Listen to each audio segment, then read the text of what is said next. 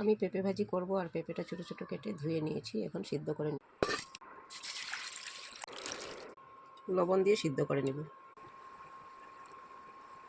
পেঁপে সিদ্ধ হয়ে গেছে, নামিয়ে নেব। মরিচ দুইটা ভেজে নেব। শুকনো মরিচ ভাজা হয়ে গেছে, নামিয়ে নেব।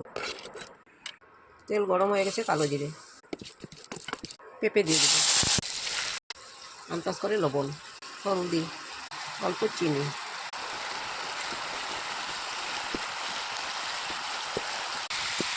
কাঁচামরিচ, অল্প মরিচের গুঁড়া,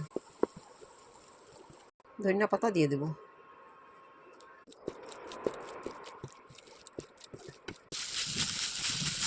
পেঁপে ভাজির রেসিপি আমার হয়ে গেছে, নামিয়ে নেব। পেঁপে ভাজির রেসিপি ভালো লাগলে লাইক করবেন, শেয়ার করবেন, সাবস্ক্রাইব করবেন। Thank you.